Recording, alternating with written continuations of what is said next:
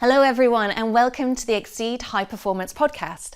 I'm Emma Lawson and with me is performance psychologist Dr. Tom Bates. Today we are really excited because we are out of the studio and at the home of Sheffield Wednesday Football Club with its captain Barry Bannan, a leader on and off the pitch.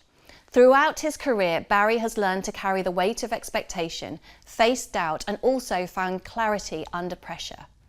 Today we're going to explore a very special event, a game which is already part of football history, but one in which has relevance well beyond the pitch for the way in which a team shifted its mindset in order to turn around the fate of a club.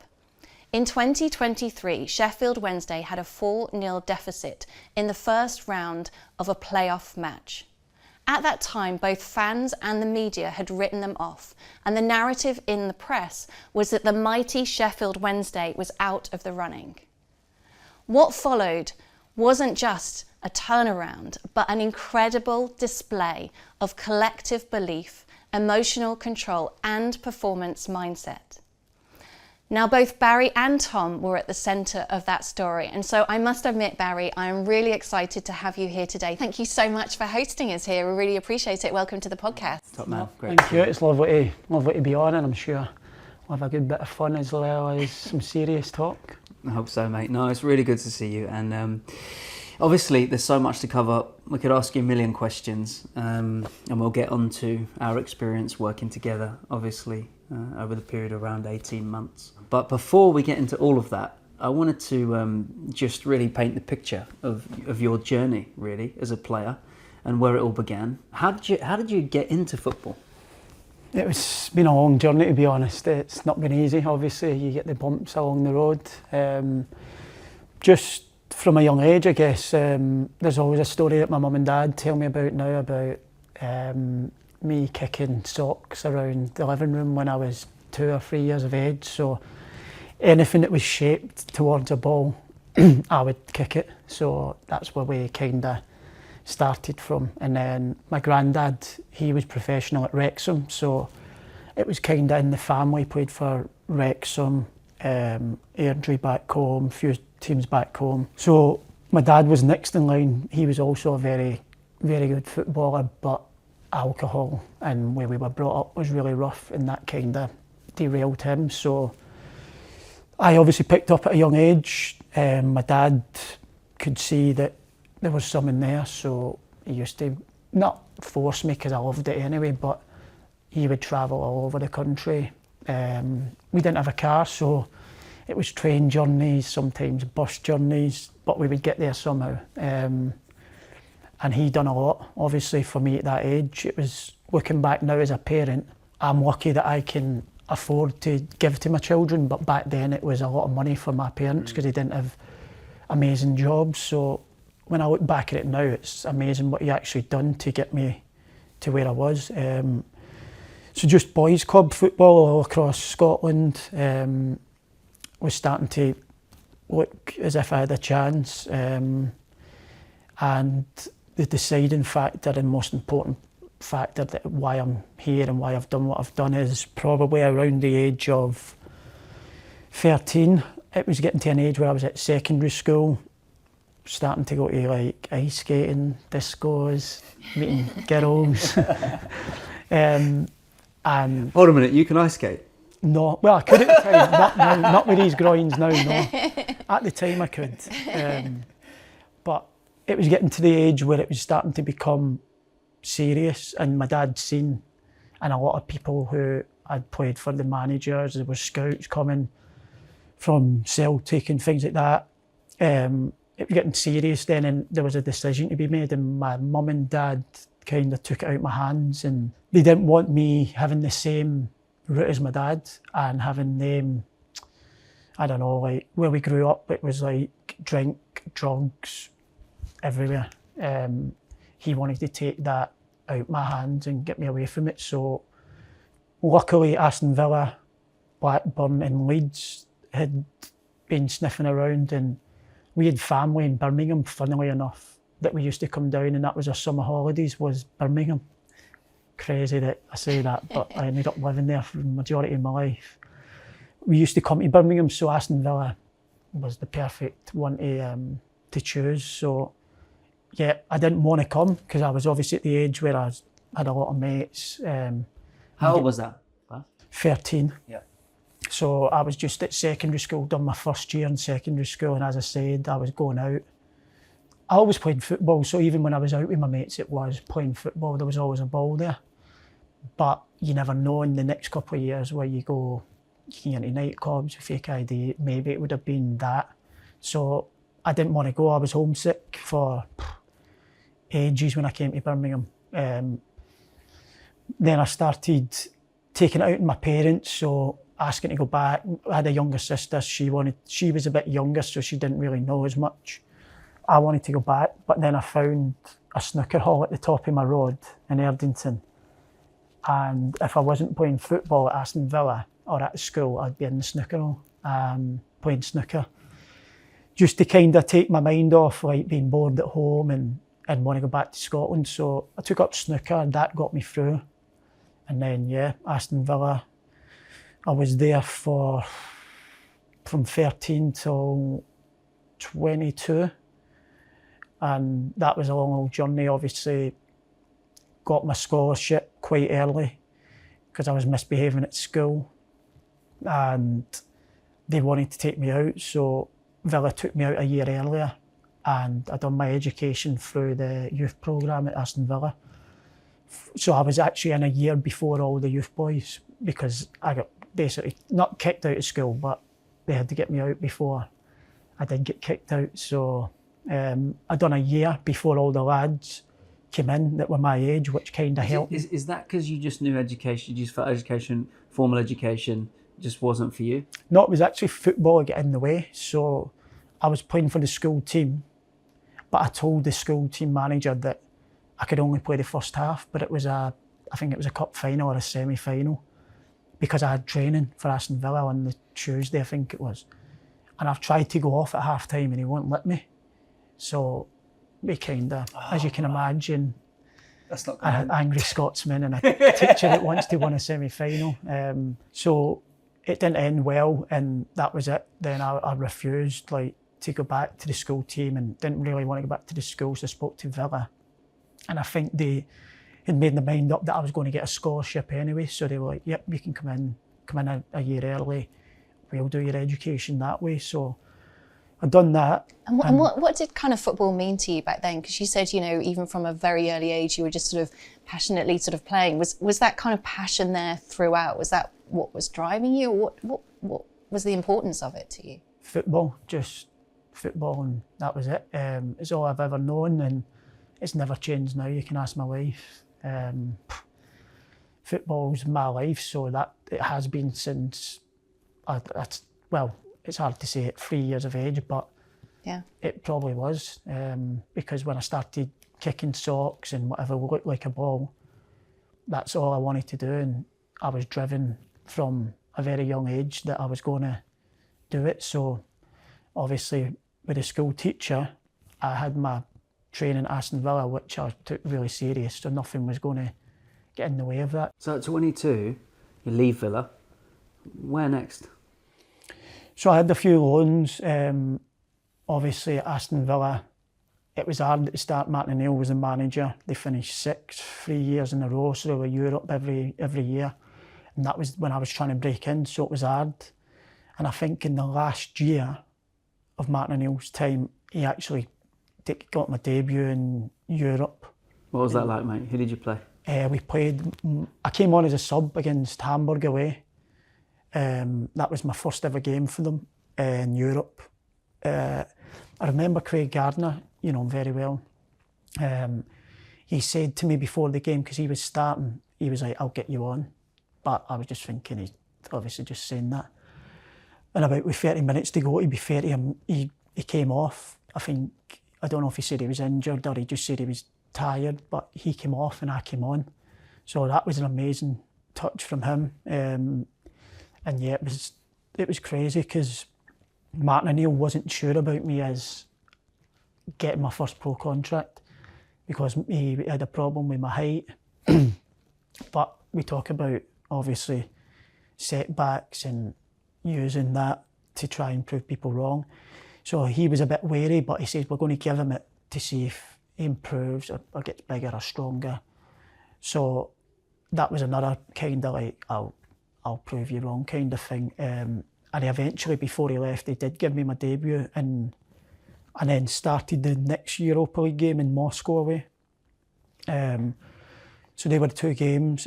I think I was in the fringes then of travelling, missing out in Premier League games. But I was in and around it and around like some of the best players that have probably played in the Premier League. There was Gareth Barry, who's most games, James Milner, Ashley Young, John Carew, there was Emil Heskes. It was just an amazing changing room. So I was realistic at the time as well, where difficult to break in, but I just was privileged to see and be there and see how they done it and learn at that age as well for my future. And what were the kind of key learnings? It was crazy because that changing room it's different to now. Martin O'Neill was an unbelievable man manager, but tactically there wasn't much tactics. It was, if you won on Saturday, I'll see you Thursday kind of thing. And we had a lot of party goers in the team who getting 4 or 5 days off, their eyes lit up. So on a Saturday, it was actually really amazing man management because he knew what they wanted. So they went out and they died for him on the pitch and they were very successful. So it was a changing room of men, proper men, like they took no crap. They would straight down the line to each other, but winners. That was the biggest thing that I took from them. They were all winners. Having arguments on the pitch and training grounds, almost to the point where they're nearly fighting, but when they come in the changing room, it's forgot about. It was all about winning, and not just winning on a Saturday. If you didn't win on a Thursday, how can you win on a Saturday? So that was their mentality that really came into me, and I took that on from my career. And mate, you've been here for 10 years, I think, coming up. 10 years, yeah. 10 it's years. It's my 11th season now. 456, 157 appearances, most appearances for any captain in the history of the football club. 27 caps. Scotland, yeah. Internationally. I mean, we're talking about a historic career, really, in the context of professional football, especially because of the rate and speed at which players go from one team to another these days. So you've gone from Villa, a few loans, and when you signed for Sheffield Wednesday, were you captain straight away or not? No, there was a few. So 2015, I signed here, and Glenn Loovens was the captain. He was good. So you see. Hold that one. See how we can ask you a million questions. I want to just frame this for people who are tuning into this and listening. All right, it's because oftentimes we think about the life of a professional footballer. Is this, if you don't know the industry, if you haven't worked in the industry, if you don't know what it takes to get to where you are right now, hopefully what people are listening to is it's an incredible amount of change and challenge and constant uncertainty. So how, when you're developing the skills to be able to navigate your way through that challenge, what mentally and emotionally do you think you were improving or growing in character, or what were you learning through going through those experiences? From the young age, from being in my house, growing up with my brothers and stuff, the biggest thing that I've took through life is I want to win. I used to share a room with my brother in the flat. We had a small, like 6-foot pool, snooker table. I would win in that. It would be pool cues going through walls if I lost. He was a few years older than me. When we went out and played football, they were obviously taller, so when I used to dribble past them, they'd pick me up, it'd break my temper, so that's why I'm angry on the pitch nowadays as well. So through all these setbacks and the journey that I've had, no matter what it was, whether it was a good session or good advice or I don't like you, you're not for me, you need to leave, you're too small, I always reverted back to being a winner inside and hate losing. So people saying you're not good enough or you don't fit in my plans, I always used to revert back to I am good enough and I will, because I hate losing. So maybe I'm never ever going to, but I won't stop because I want to win. So the next day, I always have the same burning desire inside of winning. So winning through everything was what got me through the bumps and bruises along the way. Even now, like my daughter, I've did this to her, but then I've realised I shouldn't have done it, because I came off the pitch here a few years ago, walking around behind the goals, and they don't know, do they? At that age, they don't know what's just happened, or we lost the game anyway. She was like, "Daddy, what's up?" And my wife takes my boy back, I take Elsie back. So me and her are walking behind the goals, "Daddy, what's up?" And I'm angry. And my mum and dad will tell you this, they leave me for days because they know what I'm like. My daughter obviously don't, so she's just speaking to her daddy. She's seen her daddy, she's excited. And she said, what's the matter?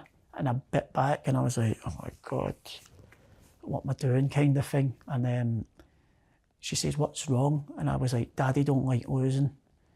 And you shouldn't like losing either. So now we've got gone to a party with Elsie, and Elsie's lost it past the parcel, and she's Devastated.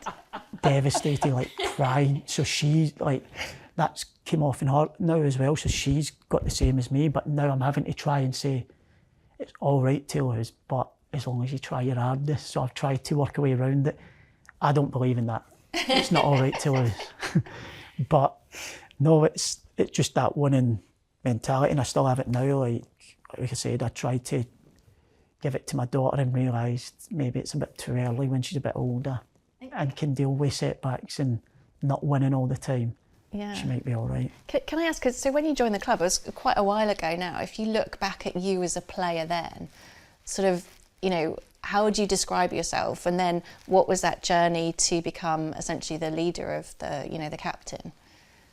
It's changed a lot. I used to be a party goer when I first signed here, overweight. I was single when I signed here. So football was, obviously I lived the life to an extent because I loved football, obviously. I'd never let anything get in the way, but my life has changed a lot. 2 kids, married, but position changed because I was a winger, nippy winger back then, believe it or not. Wing back. I wouldn't say wing back, too high up to get back. What was your reputation as a player then?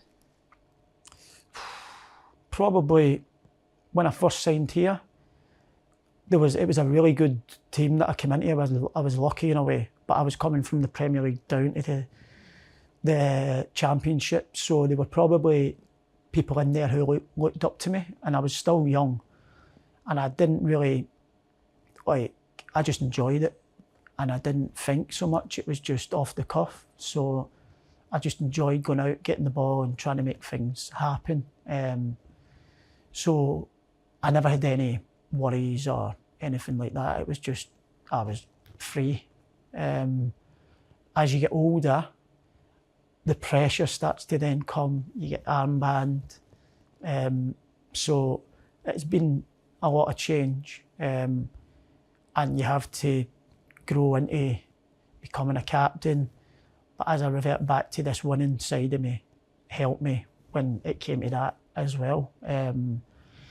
So yeah, I'd say a big change in 10 years. I've probably become more mature. With having the captaincy, I've become more knowing how to approach teammates and knowing what they need. Whereas before, I had the armband. I'm a winner, so on the pitch, if I see things, my way of dealing with it is to shout. And then some players can't deal with that, especially nowadays.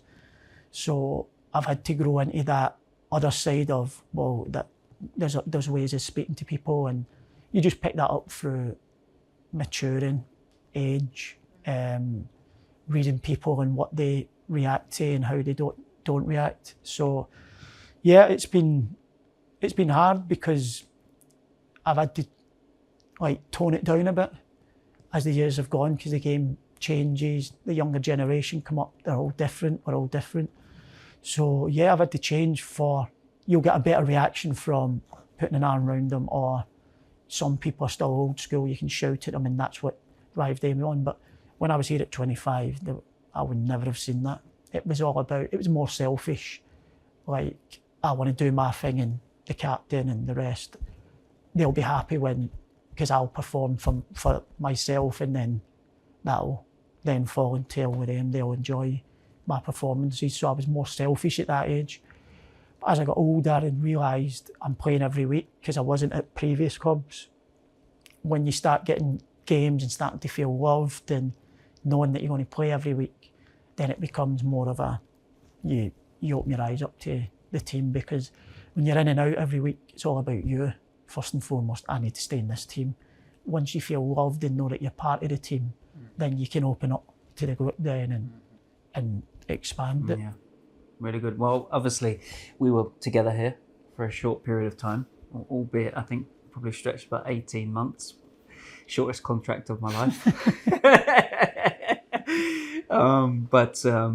Even in that short period of time, I always felt immediately that the strength of your leadership was incredible.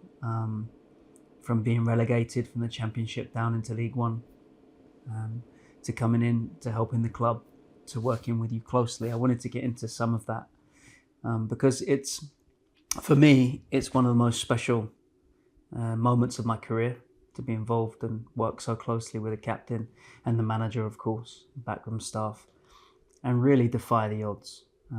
For anybody listening out there, it was the only time, I think, in the history of League One that a team has got 96 points for the season and not been promoted automatically in the top two. Is that right? Mm-hmm. And obviously the two above us at the time were incredible, but we also set some incredible records that season. I don't know some of the stats behind the home games won and goals scored, but obviously we go into that semi-final. We're against Peterborough, who finish in the playoffs in 6th. We're in 3rd with 96 points.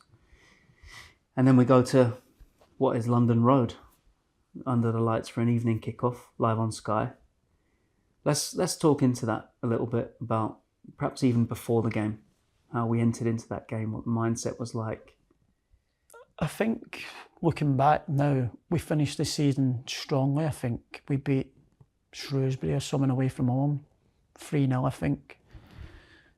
Maybe Derby at home after that, 1-0. Yeah. Smudge scored the pen.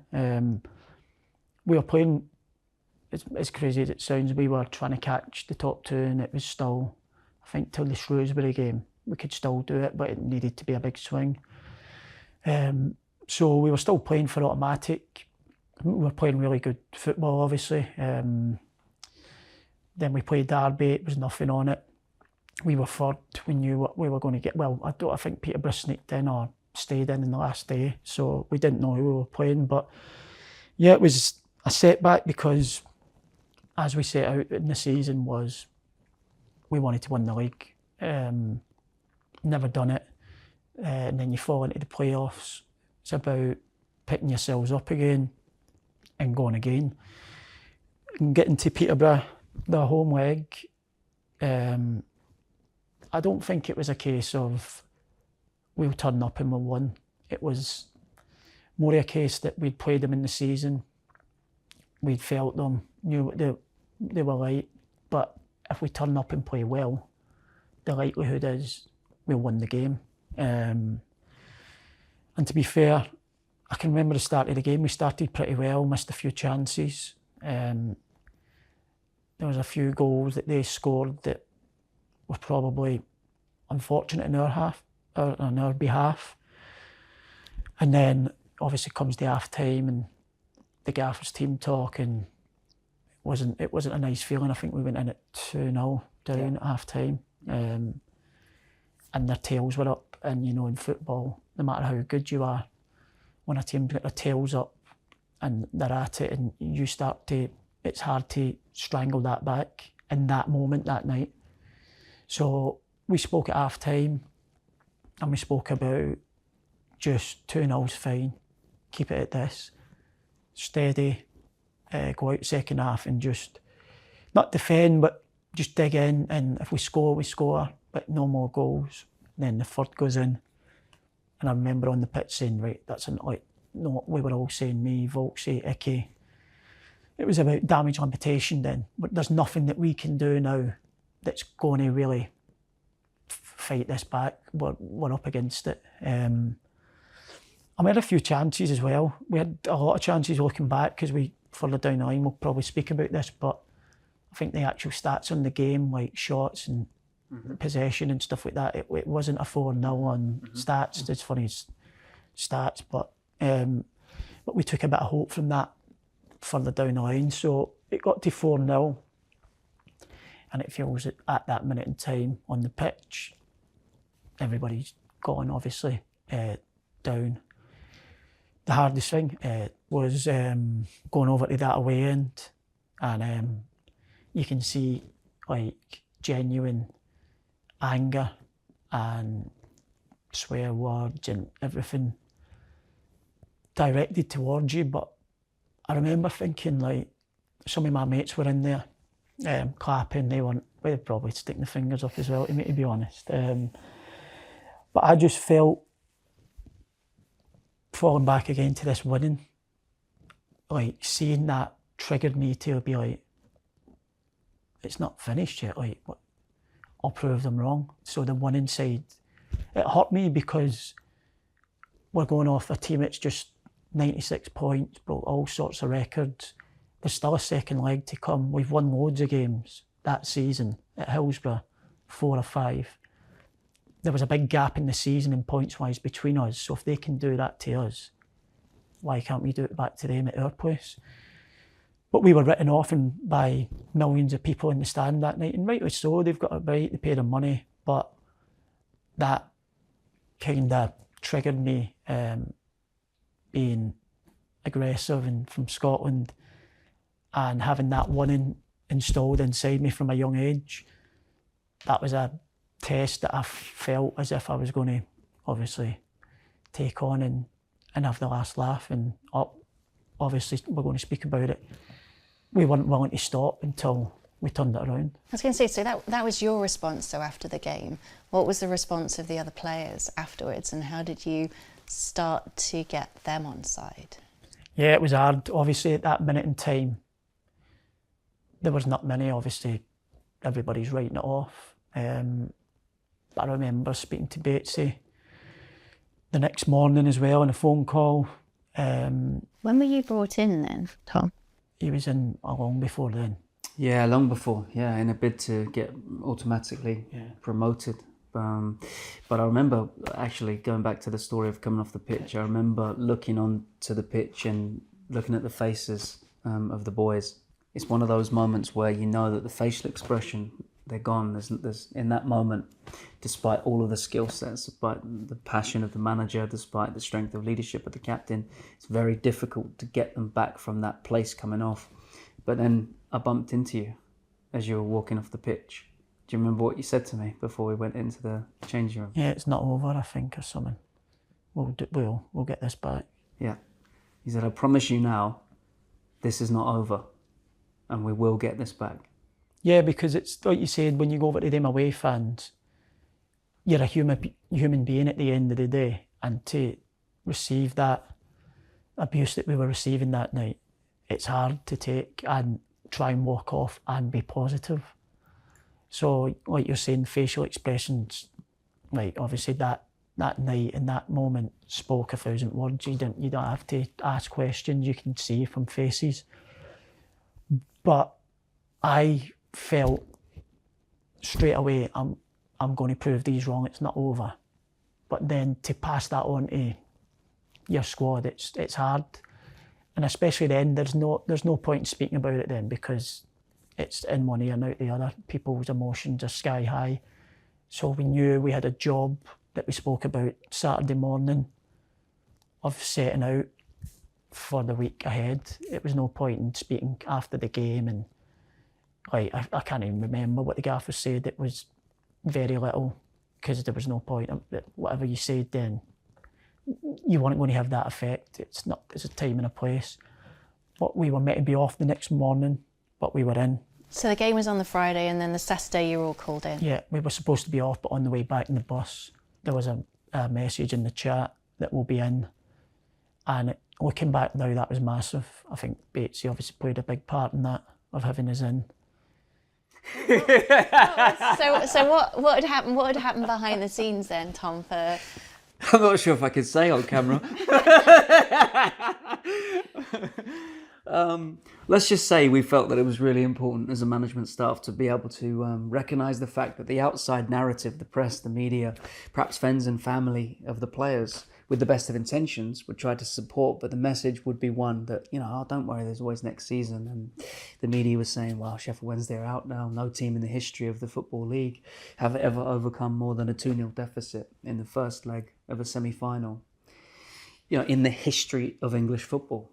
So we just felt that it was really important to take control of our own story as early as possible. And that's why we came in on Saturday. Yeah.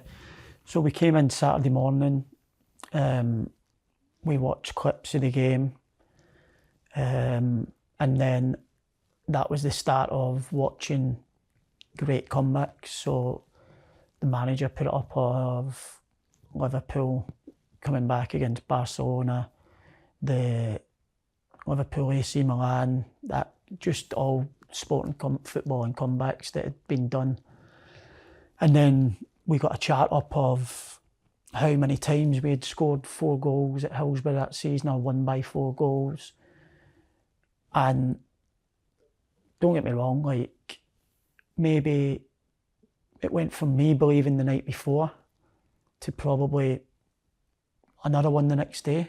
Mm-hmm. But as the week goes on, the more things we show and the more work that we do with Tom, you bring more people inside. And like, no joke, by kick-off, I would say the majority of people, not just in the squad, in the stadium, speaking to fans now, felt that there was something going to happen. And it didn't just happen because we turned up and it was just happened. We worked towards turning.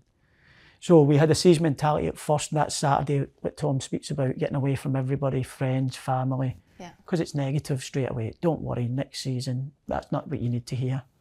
There's still another game, but no one's going to say that. So coming in was amazing because it was us against the world, that from Saturday onwards. But then as the week goes on, it's the team, the staff and the fans against Peterborough. So I'm really interested to sort of delve into it. So you talked about kind of showing inspirational, videos. You talked about showing stats that, you'd achieve. What other work was happening that week to, change from, one believer to another, to another, to another? How did that kind of collective shift actually happen? Well, I think the first thing that I have to say is that when you've got a manager and a captain in a club in a situation like that, who absolutely 100% believe is possible, and not just through their words, but through their actions, the energy that they bring, the encouragement, the optimism, the positivity, and that strength of character, emotions are contagious. So what I saw in Baz and Darren was 2 leaders, I think, who shaped the dressing room, cultural architect, to transfer a set of beliefs across to another and to pull the dressing room with him.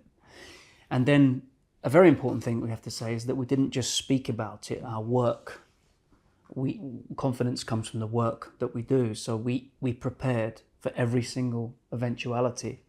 And I remember the next day we were out on the pitch working through penalty kicks and taking the boys through and rehearsing through. I mean, I remember a situation where, I don't know if you remember this, but there was a player who come across and said to me, we're 4-0 down. Why the You're taking penalties. Flip. Are we taking penalties? And I remember you coming across saying, we're taking penalties because we're preparing for every single detail that might be required. And it might just be that we go to penalties, and it might just be that you're needed to take one of those penalties. So do everything right this week.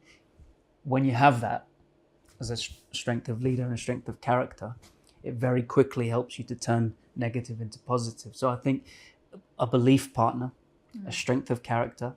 But then, do you want to go into the penalty kicks? Because when I say we prepare, you'll remember the details of what we did, where we went, how we did it.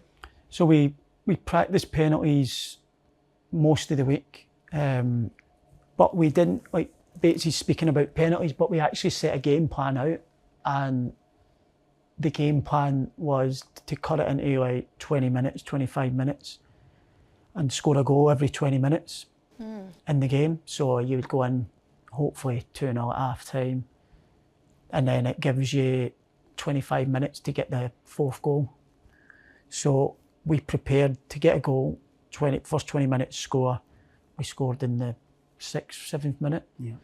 Smudge's penalty. Yeah, and then I think we scored 25, 30 minutes to go 2-0 up. So what we prepared and what we visualised, we went in at half time 2-0, and the changing room was like, oh my, it's going to happen.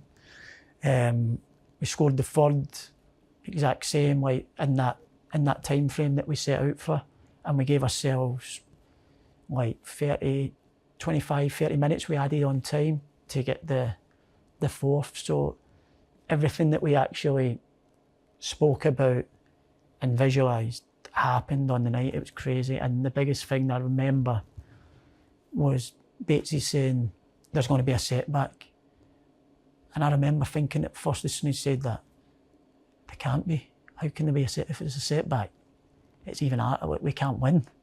Setback with 4-0 defeat from the first leg, I'm thinking. But the setback came in extra time, obviously, when they scored and we had to go again. So I was ready for it because we had spoke about it. He told us it was going to happen. But he didn't know if it was going to be a goal for them, or you've not scored inside 20 minutes, you go in at 0-0. That could have been the setback, but you just... And you were visualising your response to that setback and as part of the preparation. he was like, you get together when the setback happens, speak to each other, calm the place down, take time, and then go again. So extra time, the free kick, Gregor scores an own goal. When it got to 4-0, we knew no matter what from here, we're winning this game. So that went in, but it never flustered anyone. We got together like, it's fine, we've scored 4, we'll score another one, there's ages left. We score the 5th with Pato, and then it falls back to the penalties. So we've done penalties training ground. We had a penalty shootout down one end, penalty shootout down the other end, both same time, walk-ups, what you would do, routine. We did it at stadium, but we done like 2 teams into the 1 goal, speakers were on, playing fan noise, trying to replicate what it's going to be. You can't, but you can get as close as you can to it. So we were ready. Batesy gave us a stat about if you run up and hit your penalty inside 7 seconds, the ratio of scoring to missing, it's higher for missing a penalty. So that helped me on the night, because when I listened to that, I practiced for them 2 or 3 penalty shootouts building up to the second leg, of taking my time, going through a routine and sticking to it.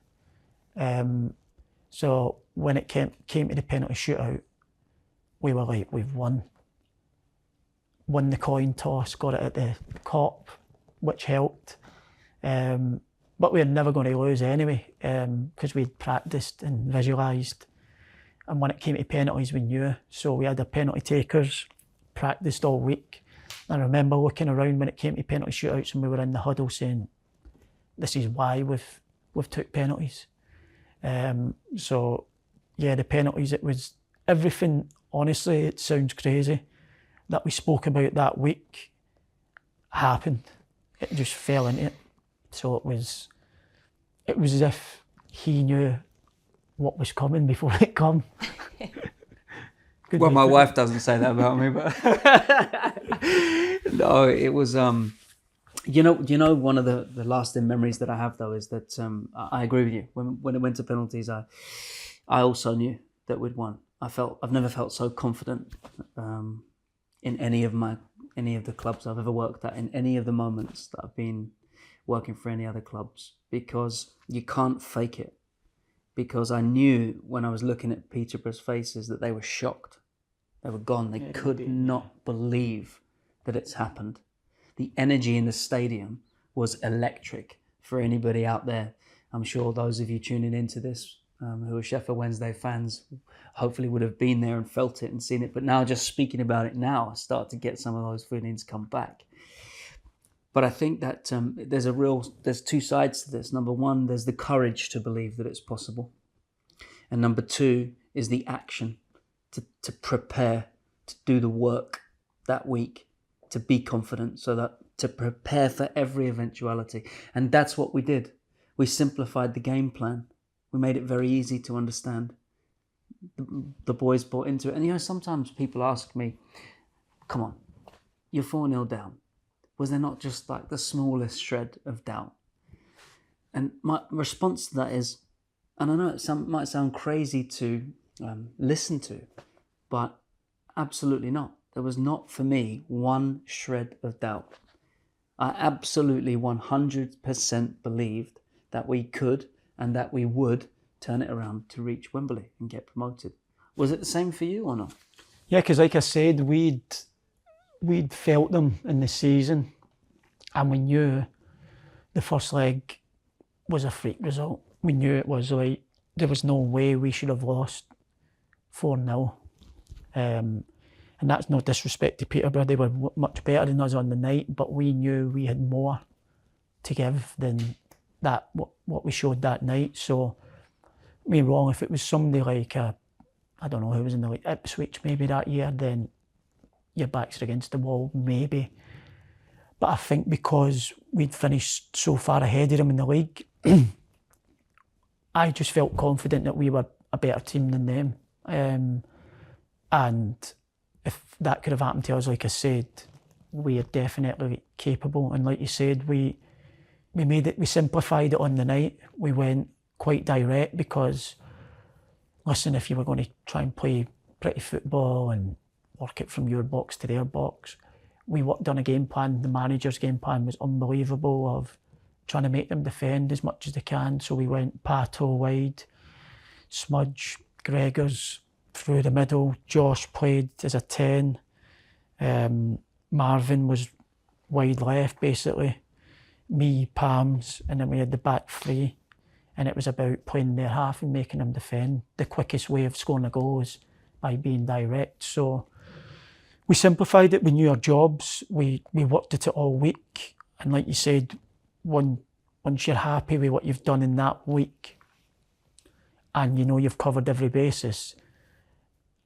and you're the strongest team, the result will be positive. It's just how much positive it can be, because it was a big deficit. But no, I totally believe, there was not one bit of me that thought we weren't going to win. Did that experience change you specifically as a leader, or shift the team in terms of how they prepared for future games? I would say as a leader, yeah, because there was a lot of things that I had to deal with after the first leg. There was friends, family, like Tom says, that were writing us off, and not to have a go at you, but just that was the reality they thought that was done. So for me that week, I basically didn't speak to them people. Because he's right in what he's saying. It's the outside noise, it can get in the way if you let it. So my leadership skills definitely changed that week. It was hard. And when that game happened, you never ever, no matter how many goals you go down now in games, you still think there's a chance. Even last season, we had some unbelievable comebacks. We were 3-0 down at Middlesbrough away last season, and we came back and it was 3 each, and I think it was 3 each in the 70th minute. So we're 3-0 down at half time, and at half time, like the world, and we were like, well, we can score 3. That was from past experience. And I think Norwich as well, we were 2-0 down at half time at Norwich away, and we beat them 3-2. So it's definitely changed, because before that happened that night, I might have been the captain that comes in and says, whoa, 3-0, 4-0, just don't let this get embarrassing. But after that, it's not over yet. What about you, Tom? What did you learn from that whole experience? Did you sort of change any approach off the back of that? I think I did. I think, well, first of all, it would be remiss of me to not mention the manager, Darren Moore, because he is a tremendous leader and was courageous in recruiting me to the football club. And I think it takes a certain type of courage from a manager or a leader, and an open-mindedness that both the manager and the captain have to share to make sure that the work is maximal. And the manager gave me free rein over sessions with the boys, squad sessions on the pitch, individual sessions. I know we work together a lot individually on the pitch, certain things. So the manager really was the gatekeeper to my role. And without that belief from the manager, I don't come to the football club in the first place. So Darren Moore is an exceptional leader and personal friend of mine, and I know that we both hold him in high esteem. So, but in terms of the question, yeah, I think it just reinforced the importance of knowing who the belief partners are, to inject belief in negative scenarios, but also to have a thinking partner. Because I think any time that I would put a session on with the boys, I would always run it past Baz, and we would think through how to affect the different personalities within the team in those sessions, instead of me just coming in cold and believing that I know everything and I have all the knowledge and expertise. I have ideas and there are skills and strategies to practice, but without knowing the context from the captain and certain special things. So we'd have regular sessions. We'd meet for coffees all the time, actually, after training, before training, on the phone when I'd be driving back to Birmingham, or you would drive back home. So I think it's reinforced the strength of relationship. I think relationships are at the heart of this. Well, that's funny, because that's how you and I worked together as well, right, in business when we were collaborating. Definitely. People. Human beings with human needs. And is that knowing that context is important, I guess? Context, exactly. I wouldn't be able to go into the companies that you've called me into and be able to deliver as well unless we collaborate the way that we do. And likewise, it would be impossible for any member of staff to go into a club and affect it without the collaboration and context. So I think there are several things, but also probably, if I'm honest, looking back, to have courage myself, in dark times, in difficult scenarios. It's a real, darkness is a real force. Pessimism is a real force. People that say that it can't be done shouldn't get in the way of people that are doing it, and a lot of people have opinions in this industry of football. Everyone wants to tell you where you could have been better, or that you shouldn't, or you don't deserve this, or it can't be done here, or whatever. I think it takes real strength of character, everything Baz has been talking about in his career, that led him to that point, that has been shaping and defining your leadership to this point. So yeah, I take courage, and I hope that the story inspires anybody out there, actually, even if you're not a football fan, to know that no matter how bad it gets, there's always a chance. As long as you wake up in the morning and you've got an opportunity to get up out of bed and go after that thing that you really, still have life in your veins, blood in your veins still, then there's a chance. If you've got a brand new day, then there's a chance. There's always a light at the end of the tunnel, whoever you are, whatever you're up to. But I want to bring it back to, if we can, because I know you're doing your coaching badges too, right? Yeah. What on earth are you doing that for? My love of football, obviously. No, obviously I spoke about earlier about football is my life, so it'll be my life until the day I die, obviously. So yeah, getting to the stage where you've got to look beyond your playing career. I've still got a few years left in me, but I want to make sure when it comes to that day, whenever it may be, that I'm ready to jump in to my next venture, which hopefully will be managing football clubs at whatever level, or coaching, or whatever it may be, somewhere in football, because as I said, it's everything that it's all that I know, really, and I feel as if the career I've had, that it'd be a waste not to try and help the younger generation, and especially the club here that I've been at for so long. I've got a good chance of managing the academy or whatever, maybe the first team in one day if I'm lucky, because I've been here so long and I'm well respected here, so I've kind of got a foot in the door, whether it be 16s, 18s, so I'm really looking forward to that whenever it may come. So yeah, I've been doing my B licence. I should have went and done my A this summer, but I just felt as if I need to, after the season we had, it was important that we had a bit of family time and not going away to Northern Ireland and doing my A licence again. There's plenty of time. I think I might do it through this season. I'll definitely coach the young lads and do sessions with them on Tuesdays or Thursdays whenever I can at the training ground, just to get my practice in and get all the mistakes out of the way before it becomes serious. Love it. Well, Emma, I want to just quickly come back to you, because obviously you've been sitting listening to us two now for the last however many minutes talk about football. What do you think you've heard from our conversation that could be useful in the corporate arena from a business context? Are there any lessons that may be applicable, do you think? I think the story that stands out, or the message that stands out, is probably the one that we've talked about, is around how do you instill that belief in people in a purpose and an end goal, no matter how difficult that is. You know, how do you get people to think that the impossible is possible? And I think, you know, those kind of lessons are really relevant to, you know, anyone in life or in business. And I think what was wonderful is, you know, once you had that belief, how did you start to infect people with that? You know, through demonstrating, you know, what was the art of possible, by drawing in facts and stats. I mean, all of these sorts of things are, you know, so applicable, I think, to business. So yeah, that would be for me.